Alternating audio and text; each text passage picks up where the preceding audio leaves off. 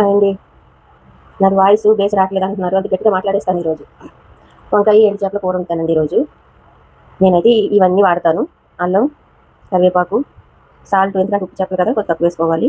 పసుపు, ఒక టమాటా, ఒక ఆనియన్, పచ్చిమిరపకాయలు, కారం, నెయ్యి, గరం మసాలా. వంకాయలు కోసి అంటే వేసుకునేటప్పుడు కోస్తాను, ఎందుకంటే చేదు వస్తాయి కదా, వండేటప్పుడు కట్ చేస్తాను. ఇవి వేడిని చేసి నానబెట్టాను, ఎందుకంటే దాని సాల్ట్ ఉంటుంది, చాలా గలీజ్ ఉంటాయి కదా. ఇవే వేరేంత ఆలోచన చేస్తాను. నిన్న చాలా పెద్ద వీడియో పెట్టేశాను కదండి, నాకు ఇంకా మనసు బాధ అనిపిస్తుంది. బాధ అనిపించి ఇంకా మాట్లాడేసిన తర్వాత దాని గురించి ఆలోచించకూడదు కదా, అందుకే ఆలోచించట్లేదు. అలాగ ఆలోచించే నేను ఇట్లాగా వెనకబడిపోయానండి, చాలా వెనకబడిపోయాను. ఎన్నో కష్టాలు పడితేనే కానీ నా పిల్లలిద్దరూ గట్టెక్కలేదు. కానీ మనం పడ్డ కష్టం గుర్తు రాదండి, ఎవరికి రాదు. ఆ కష్టం అనుభవించిన వాళ్ళకే గుర్తొస్తుంది. మా బంధువులు కూడా అంతే ఉన్నారు. నువ్వు ఒక్కదానివే మంచిదానివా, ఏం లక్ష్యంగా అనిపించలేదు. నేను మంచిదాన్ని కాదు, కాకపోతే వాళ్ళంత మూర్ఖంగా నేను ఆలోచించనండి. ఒక ఆడది ఇద్దరు పిల్లల్ని తీసుకుని కష్టపడుతుంది అంటే దాన్ని సపోర్ట్ చేయకపోయినా పర్వాలేదండి, దాన్ని వెళ్ళేసినట్టు చూడకూడదు. మా బంధువులు నన్ను అలాగే వెళ్ళేశారు. అయినా సరే ఓపిక పట్టాను, ఇద్దరిని గొట్టెక్కించాలి. అందరి సమక్షంలోనూ నా పిల్లలు పెళ్లిళ్ళు చేయాలనుకున్నాను. ఎవరు రాటకి ఇష్టపడలేదు. అలాగని తప్పు చేయలేదు. తప్పు చేసిన వాళ్ళందరినీ కలుపుకొని ఉన్నారండి మా బంధువులందరూ కూడా. ఇప్పుడు నాకు అవసరం లేదు, వాళ్ళు ఏట్లకి పిలిచినా నాకు అవసరం లేదు, పిలవకపోయినా నాకు అవసరం లేదండి ఇంకా. ఎందుకంటే మాటలు ఇక్కడ ఉండిపోయినప్పుడు వాళ్ళు పిలిచినా నాకు అవసరం లేదు, పిలవకపోయినా అవసరం లేదు. ఏమండి, నేను చస్తే రాకపోతారా? అంతే కదా. నాకు కలవరి టెంపుల్ ఉంది, నేను చచ్చే ముందు ఎప్పుడు నా పర్సులో ఉంటుంది అడ్రస్ ఉంటుంది, నాకు సంబంధించినవన్నీ ఉంటాయి. ఎందుకంటే నా బంధువులకు కానీ, నన్ను కట్టుకున్న భర్తకు కానీ, నా కన్న బిడ్డలకు కానీ ఎవరికి నా శవాన్ని పోద్దు. ఇదే నేను దేవుని కోరుకుంటున్నానండి, ఇదే. ఎందుకంటే ఎవరు వద్దు, దేవుని కూడా కోరుకుంటున్నాను. నేను మంచం మీద పడిపోయి చచ్చిపోయే స్థితి మట్టి రావద్దు. ఒక్క క్షణం కూడా నాకు ఖచ్చితంగా చేయొద్దండి ఎవరు, అట్లా చచ్చిపోవాలి. ఇది నా కోరిక. ఈ 40 రోజు ఫాస్టింగ్లో నేను చేసుకునే ఏకైక ప్రార్థన ఇదే. ఒక్క క్షణం కూడా నా కొడుకు కానీ నా కూతురు కానీ చేయొద్దు. అల్లం వెల్లుల్లి పేస్ట్ వేసుకుందామండి. మీ అందరికీ తెలిసిన వంటలే ఇవి, తెలియని వంటలేదు, కొత్త వంటలు ఉండట్లేదు. కొంచెం నేను మైండ్ ఇది లేక నాకు నేను కాన్సన్ట్రేషన్ పెట్టలేకపోతున్నానండి. వంటలు చేస్తాను, నా చేతనైనంతలోనూ తినేటట్టే వండుతాను, కానీ మైండ్ సరిగా లేదు నాకు. అందుకే ఏదేదో మాట్లాడేస్తున్నాను, దాని లేవను. కొన్ని మనసుకు తగిలేసినాయండి గాయాలు, ఆ గాయాలు మనసుకు తగిలేసి తీసుకోలేకపోతున్నాను. సిటీలో ఇద్దరు పిల్లల్ని ఎత్తుకుని బ్రతకడం అంటే మామూలు విషయం కాదండి. రెంట్ కట్టుకుంటూ, బయట నుంచి వచ్చే మాటలకి తట్టుకుంటూ, వాళ్ళిద్దరిని పెంచుకుంటాం చిన్న విషయం కాదు. కానీ అదే ప్లేస్లో ఒక సింగిల్ మదర్గా ఫేస్ చేసిన వాళ్ళకి అర్థమవుతుంది. అయినా నేను కౌలనే చెప్తానండి, భర్త ఉండి వెనకాల ఫ్యామిలీ సపోర్ట్ ఉండి కుటుంబాన్ని లాక్ రాలేక చేసేటోళ్ళు ఎంతో మంది అడ్డదారి తొక్కుతున్నారు. నేను అలాగేమీ చేయలేదు, అయినా నా కుటుంబం నన్ను వేలేసింది. ఇప్పుడు క్యారెక్టర్ లేకోకుండా తల్లిదండ్రుల సపోర్ట్ ఉండి అన్నీ ఉండి తప్పులు చేసేటోళ్ళు ఏమో కుటుంబాల్లో కలుపుకున్నారు, కుటుంబాల్లో ఉన్నారు కలుపుకున్నారు. పిల్లల కోసం కష్టపడి నన్ను కుటుంబం చెల్లించారు నా బంధువులు. అవసరం లేదండి ఈ యాదవ బంధువులు.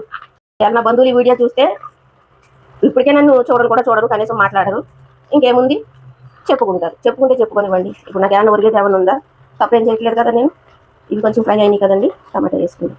చింతపండు వేసుకుంటాము. చింతపండు వేస్తే ఇప్పుడు చింతపండు తినకూడదు అనేసి చెప్తున్నారు. నాకు స్పైన్ ప్రాబ్లం ఉంది కదా, దాని గురించి చింతపండు తినకూడదు. దానివల్ల చింతపండు తక్కువ అండి వాడట్లేదు. ఎందుకంటే చూసేటోళ్ళు ఎవరు లేరు. చూసారా, మొన్న 5 రోజులు మంచం మీద ఉన్నాను. 5 రోజులు, ఒక్కరోజు కాదు, 2 రోజులు కాదు, 5 రోజులు మంచం మీద ఉన్నాను. ఎవరైనా చూసారా? కనీసం మంచినీళ్ళు ఇచ్చే ఇది కూడా లేదు. నా దరిద్రం ఏంటంటే అప్పుడు మా తమ్ముడు కూడా రాలేదు. మా తమ్ముడికి కూడా కొద్దిగా ఆఫీస్లో వర్క్ ఎక్కువ ఉండి రాలేదు. ఇంక వాడిని కూడా నేను డిస్టర్బ్ చేయడం ఎందుకనేసి ఇంక అట్లానే ఉన్నానండి, పడుతూనే ఉన్నా. ఆ స్లీపింగ్ ట్యాబ్లెట్లు వేసుకునేదాన్ని, వేసుకున్నా కూడా నిద్ర పట్టుకోకుండా ఉండేదాన్ని అండి నేను. నిద్ర లేకపోతే మనిషికి ఎంత నరకమో అది చాలా మందికి తెలుసు. నా నిద్ర లేని రాత్రులు ఎన్నో ఉంటాయి. నిద్ర రాదు, ఈ ఆలోచనల వల్ల నిద్ర రాదు. అప్పుడేమో పిల్లల్ని పెంచడం కోసం ఎట్లాగా ఏంటి అనేది అప్పుడు నిద్ర పట్టేది కాదు. తర్వాత ఆ దరిద్రుడిని అంటగట్టారు కదండి, నాకు ఆ దరిద్రుడిని పెళ్లి చేసుకుంటానికి చాలా రీజన్లు ఉన్నాయండి, చాలా ఉన్నాయి. మా అమ్మ ఒక్కతే ఒప్పుకోలేదు, కానీ నా పిల్లలు ఒప్పించారు చేసుకోమని. ఎందుకంటే ఎవరి అవసరాలు వాళ్ళు ఇవ్వండి, ఎవరి స్వార్థాలు వాళ్ళు. కానీ నేను గ్రహించుకోలేకపోయాను అంతే. ఈ ముసలోడు నాకు అవసరమా అనేది నేను ఆలోచించుకోలేకపోయాను. 94లో నాకు 14 సంవత్సరాలండి. 94లో అంటే ఇప్పుడు నాకు ఎన్ని సంవత్సరాలు ఉంటే లెక్క పెట్టండి. నాకు లెక్కలు రావు, నేను చదువుకోలేదు. ఆ ముసలోడు నాకు అవసరమా? వాడి జాబ్ ఉంటే ఏంటి, వాడికి ఆస్తుంటే ఏంటండి. కానీ సమయం వచ్చినప్పుడు రిలీజ్ చేస్తాను ఇది. వాడు నేను తలెత్తిపోలేని దాంట్లో నన్ను ఇబ్బంది పెట్టేశాడండి. చాలా ఇబ్బంది పెట్టేశాడు. అందుకు పగతోటే నేను చేసుకున్నాను. ఎందుకంటే నేను సాధించాలి అని పగతోటే చేసుకున్నాను. నిజం చెప్తున్నా. ఈ మాట చాలా మందికి చెప్పాను నేను. వీడు ఎలా నచ్చాడు నీకు అని అంటే పగతోనే చేసుకున్నాను నేను. ఎందుకంటే నా జీవితాన్ని నాశనం చేసేసాడండి. పగతోటే చేసుకున్నాను. పిల్లల్ని ఏం గట్టెక్కించుకున్నాను. కొంత నేను కష్టపడి అతనితో కొంత చేయించిన. నేను బ్యూటీ పార్లర్ పని చేసుకునేదాన్ని అండి, కూర్చునేదాన్ని కాదు. నేను కష్టపడ్డాను. బ్యూటీ పార్లర్లో పని చేసుకున్నాను. ఇంకా కొన్ని బయటికి చెప్పుకోలేను కానీ చాలా కష్టపడ్డాను. ఈ కష్టం ఏది కనిపించలేదండి మా వాళ్ళకి ఎవరికి. ఇది ఇంత కష్టపడి పిల్లల్ని పెంచుకుంటుంది అని కనిపించలేదు. కరోనా టైంలో కూడా కనీసం మమ్మల్ని ఎవరూ చూడలేదండి. బయటికి వెళ్ళి అడుక్కోలేము, ఎందుకంటే గేటెడ్ కమ్యూనిటీలో ఉన్నాము. బయటికి వెళ్ళి అడుక్కుంటే మీకెందుకు లక్ష్మి అంటారు. అలాగని ఇంట్లో ఉండి తినలేము. మా పరిస్థితి ఒకసారి ఆలోచించండి ఎట్లా ఉంటుంది. వీడా వదిలిపెట్టి వెళ్ళిపోయాడు. మా అన్నయ్య చెప్పబట్టే చేసుకున్నానండి. చెప్పాలంటే వాళ్ళు ఏడు కానీ ఇప్పుడు వాడు చనిపోయాడు కానీ మా అన్నయ్యని బట్టే నేను చేసుకున్నాను. కానీ వాడి కూతురికే సున్నం పెట్టాడండి ఈ ఎదవ వాడి కూతురికే సున్నం పెట్టాడు. నిజంగా హైదరాబాద్ వచ్చిన కొత్తలో అండి నేను ఏ ఏరియాలో అయితే ఉంటున్నాను అదే ఏరియాలో హ్యాపీగా ఉండేవాళ్ళమండి. ఉన్నంతలోనే తిని హ్యాపీగా ఉండేటోళ్ళు. ఈ దరిద్రుడు ఎందుకు వచ్చాడో తెలియదు కానీ నా బంధువుల దగ్గర నాకు విలువ లేకుండా చేశాడు. తర్వాత నా పిల్లలతోటి నాకు ఐక్యత లేకుండా చేశాడు.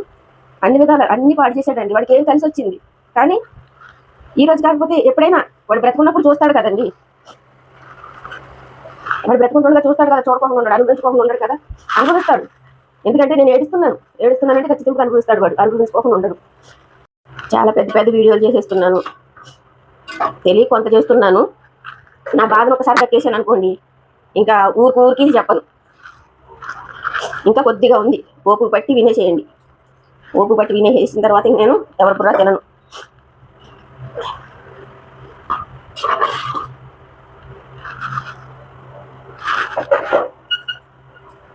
ఇట్లా వచ్చిందండి. ఇప్పుడు గరం మసాలా వేసుకోవచ్చు.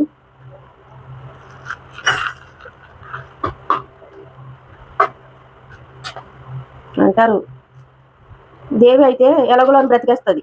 ఎలాగోలాగిని కరోనా టైంలో అండి ఈ మాటలు వచ్చినాయి. అవి ఇవి తప్పులు చేసి చెప్పుకోలేని తప్పులు చేసిన వాళ్ళు ఉన్నారండి. వాళ్ళకి సహాయాలు చేస్తారు. నాలాంటి దానికి సహాయం చేయకపోయినా అదైతే ఎలాగోలాని బ్రతికేస్తుంది. అంటే ఎలాగోలాని బ్రతికేయడం కూడా తప్పండి. మరి వీళ్ళు పెడతారు, వీళ్ళు ముష్టి వేస్తారు అనేసి మనం చూడాలి. చూస్తే ముష్టి పెడతారు మనకి. కరోనా టైంలో మాటలండి ఇవి అవసరం లేదు. ఎందుకు